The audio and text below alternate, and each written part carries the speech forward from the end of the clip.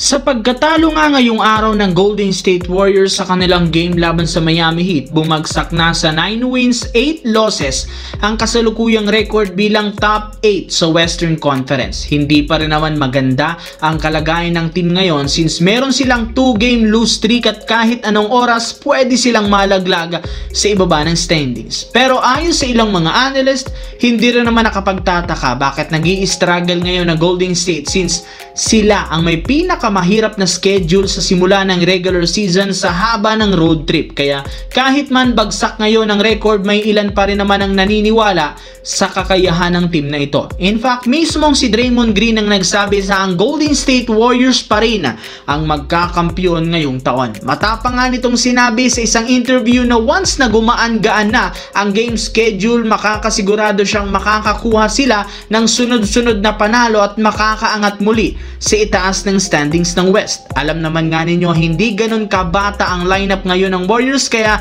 hirap talaga ang kanilang mga players kapag sunod-sunod ang biyahe ngayong season. Samantala, puro mga papuri ang natanggap ng Los Angeles Lakers ngayong season simula nang bumalik sa lineup si LeBron James. Mas lalo nga daw lumakas ang team, sapat na para makasabay makapalag laban sa mas pinakamalalakas na koponan kagaya ng defending champion na OKC Thunder. Pero kung ang ilang mga analyst ang tatanungin, meron pa ring butas o kulang ang kasalukuyang lineup ngayon, lalo ang front court. Kailangan nila ngayon ng at least isa pang backup center na mas physical maglaro kumpara kay DeAndre Ayton. At isa sa mga posible nilang kunin ay si Daniel Gafford na plano ng i-trade ng Dallas Mavericks sa susunod na mga buwan.